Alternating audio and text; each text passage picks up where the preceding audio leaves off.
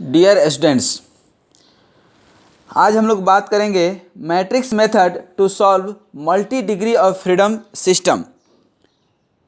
आई hope कि आप हमारे इस चैनल को सब्सक्राइब किए होंगे और इस टॉपिक को बहुत अच्छे से समझने के लिए इसके प्रीवियस एक जो हमने इंट्रोडक्टरी वीडियो दिया था मल्टी डिग्री ऑफ फ्रीडम के ऊपर, वह आप देखे होंगे।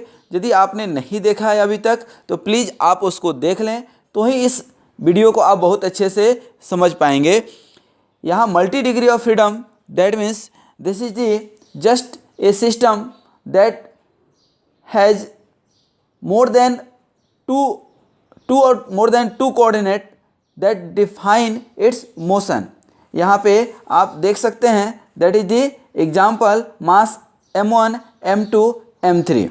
यहाँ x1 x2 x3 is the displacement। This is the best example of multi degree of freedom system। This is the multi degree of freedom system।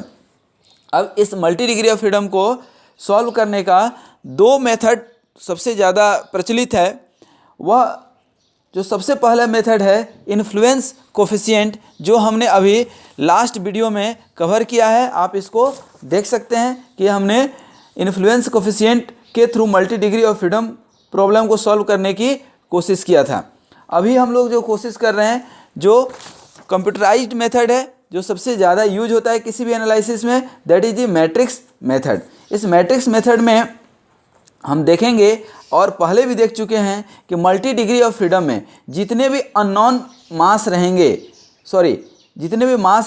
उतनी ही अननोन नेचुरल फ्रीक्वेंसी होगा, और जितना मास होगा उतना ही नेचुरल फ्रीक्वेंसी होगा, और उतना ही नंबर ऑफ इक्वेशन हमें डेवलप करने पड़ेंगे।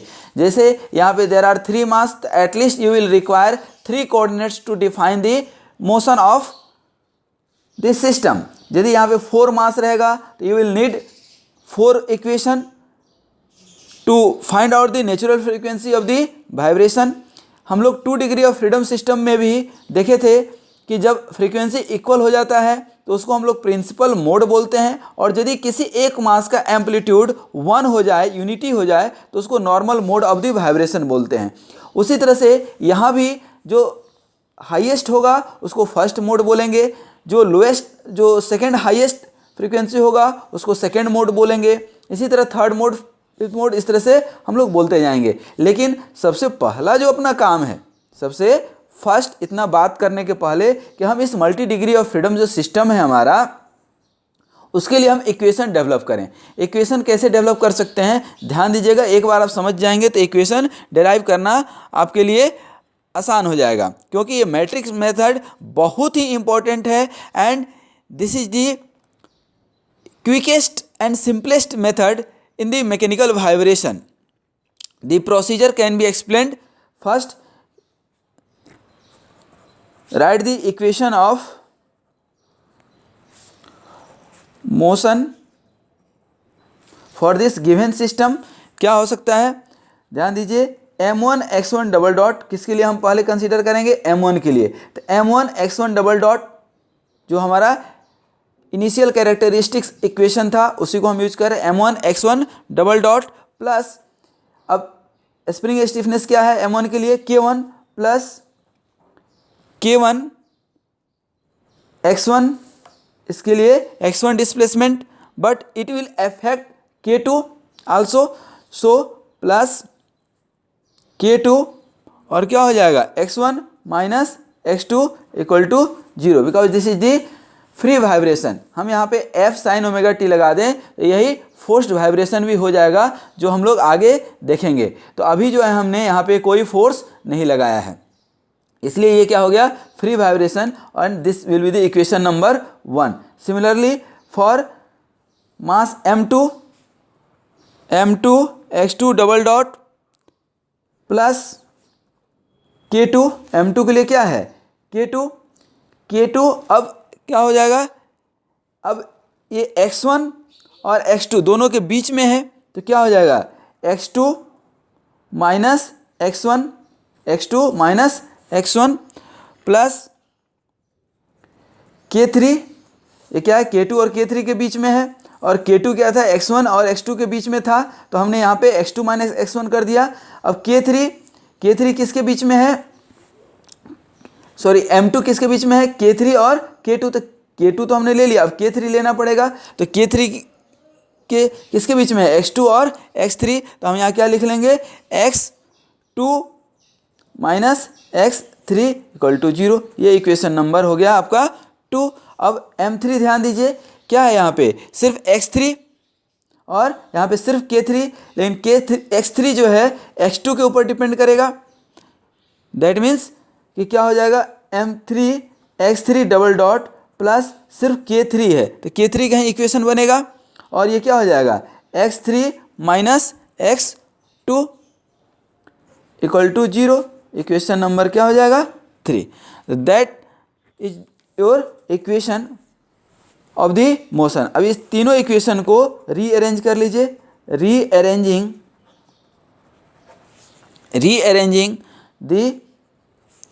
these 3 above equation, above all 3 equation, तो ये क्या हो जाएगा आपका, M1 X1 डबल डॉट, यहाँ ध्यान दीजिए इसको कर रहे हैं, plus K1 plus K2 into X1 minus K2 X2 equal to 0।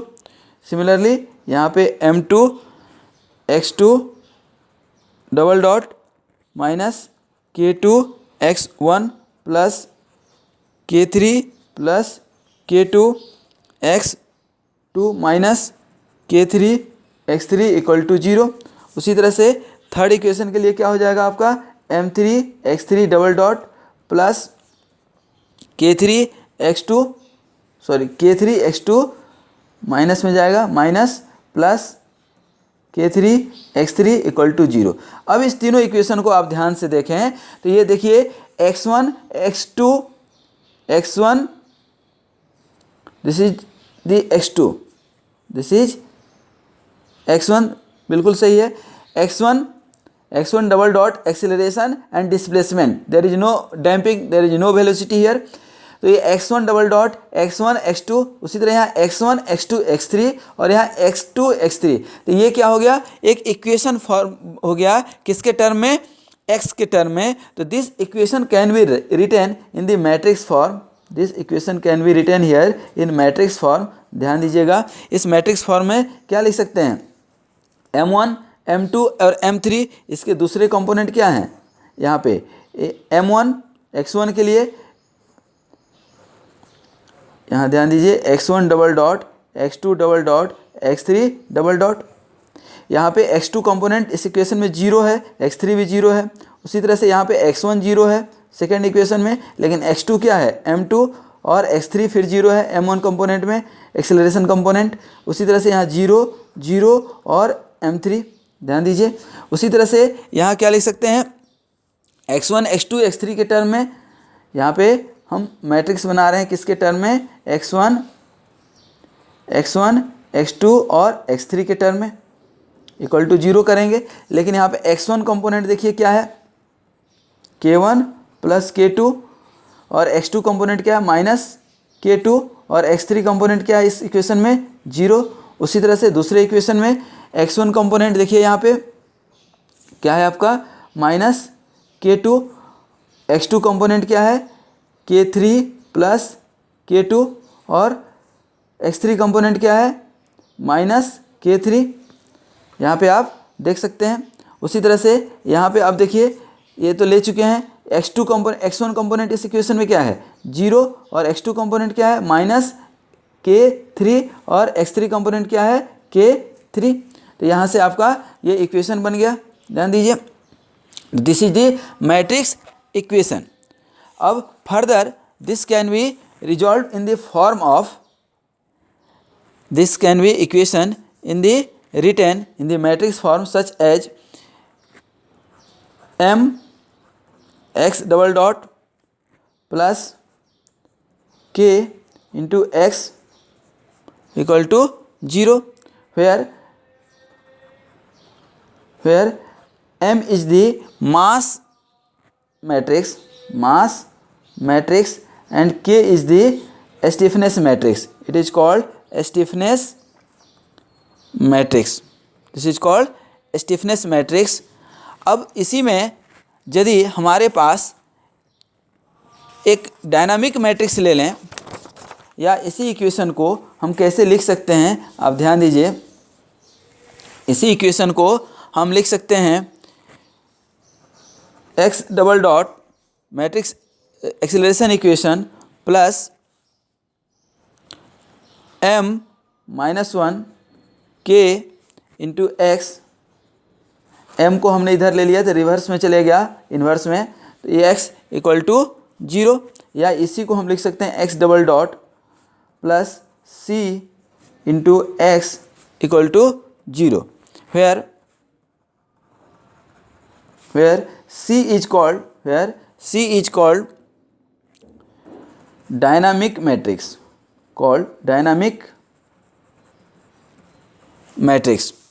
This is defined as m inverse equal to adjacent of m upon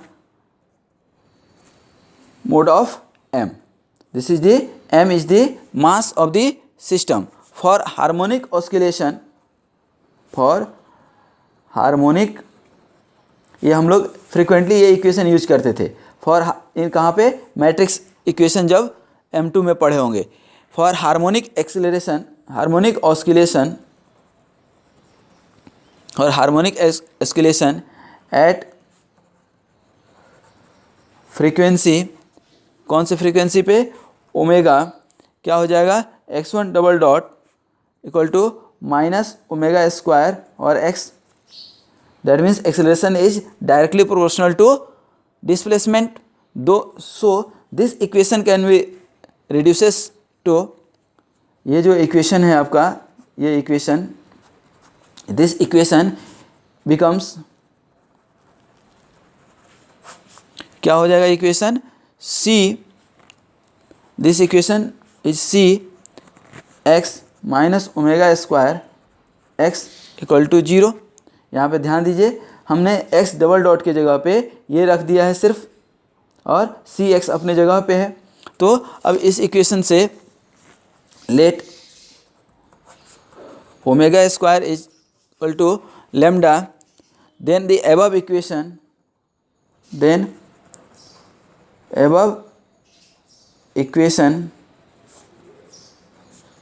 can be, अब दूसरा इक्वेशन क्या हो सकता है, the above equation can B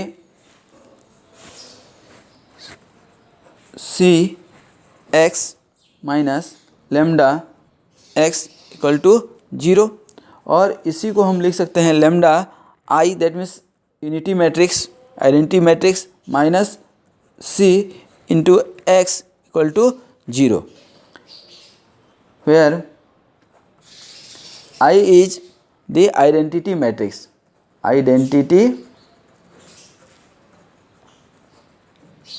This is the called identity matrix. I is called identity matrix, where I is, इसको क्या लिखते हैं, 1 0 0 0 1 0 0 0 1. This is the identity matrix. Hence the equation, the solution of equation, कौन सा equation, ये जो आपका equation है, ये equation, solution of this equation क्या हो जाएगा आपका, solution of this equation becomes lambda I minus C equal to 0. This is the simplest equation, और you can say solution of this equation. Now just see here, we can assume for simplicity,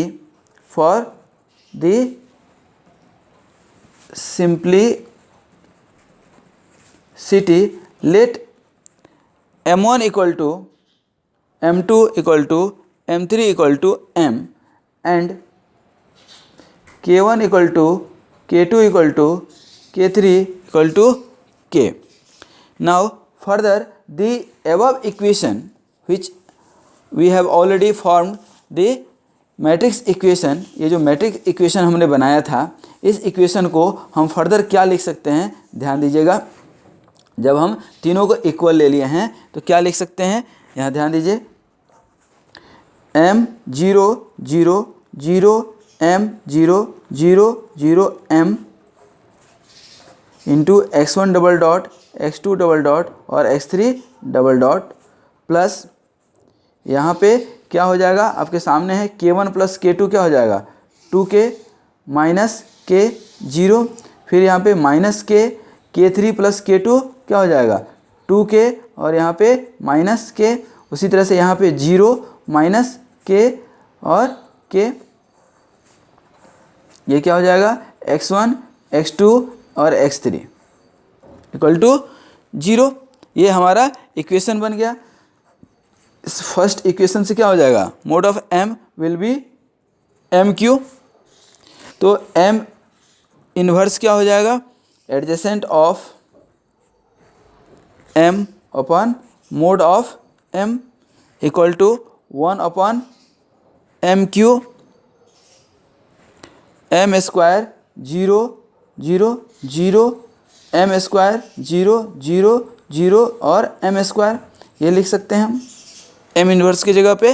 तो हमारा जो final equation बना था वह equation क्या था, यहाँ ध्यान दीजिए, ये इक्वेशन हमारा था, ये इक्वेशन हमारा बना हुआ है lambda I minus C equal to 0 वाला। तो यहाँ से हम क्या लिख सकते हैं, ध्यान दीजिए, क्या लिख सकते हैं आप, यहाँ पे inverse of C equal to क्या निकला था, inverse of dynamic matrix inverse of m into K. तो अब हम यहाँ इक्वेशन क्या बन जाएगा, 1 अपॉन m 1, क्योंकि ये mq से m स्क्वायर, जब mq अंदर ले जाएंगे, m स्क्वायर अंदर ले जाएंगे तो क्या हो जाएगा यूनिटी मैट्रिक्स, तो 1 0 0 0 1 0 और 0 0 1, this is the mass. And again the spring stiffness क्या है यहाँ पे 2k minus k 0 minus k minus plus 2k minus k 0 minus k, this is the equation. Now dynamic matrix, further solving this equation we get k by m, यहाँ से k common ले सकते हैं तो क्या हो जाएगा हमारा, ध्यान दीजिए, 2 minus 1 solving this equation, 2 minus 1 0 minus 1 2 minus 1 and 0 minus 1 minus 1, this is the. And further we can write lambda I minus C equal to 0, then again we are getting the same equation as previously we have obtained, ये जैसे हम निकाले थे वही same equation फिर हमें मिल गया, ठीक है। अब यहाँ पे हम फर्दर इसको सॉल्व कर सकते हैं, ध्यान दीजिए, यहाँ पे इसी इक्वेशन को फर्दर क्या सॉल्व कर सकते हैं, चूँकि हमें वैल्यू मालूम है लेमडा के टर्म में, तो क्या लिख सकते हैं यहाँ पे, lambda minus 2k by m, इसको अंदर कर दिए हम, यहाँ पे क्या हो जाएगा k बाई m, ध्यान दीजिए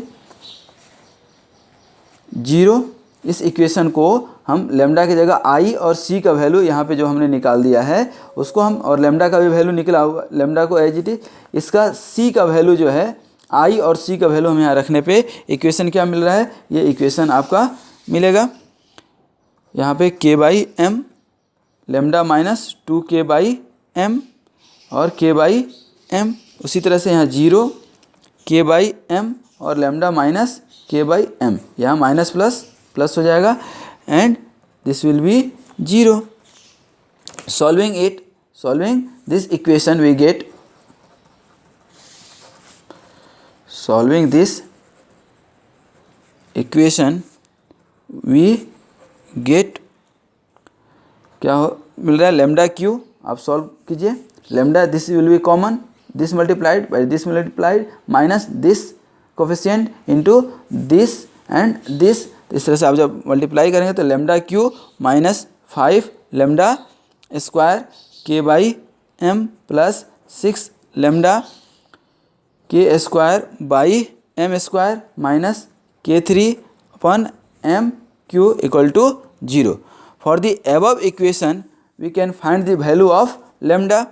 तो lambda becomes 0.198 k by m, or you can also write here 0.198 into omega 1 square. That means this is the natural frequency. We can just write here omega 1 square. That means omega 1 equal to becomes 0.198 into k by m, or you can write 0.44 square root of k by m radian per second. Further, for omega 2, it will be, there will be 3 value of lambda here, cubic equation 1.55 k by m, that means 1.24 k by m, and omega 3 equal to 3.24 k by m, 1.8 into k by m radian पर second, यहाँ भी radian पर second. तो इस तरह से हम लोगों ने देखा कि एक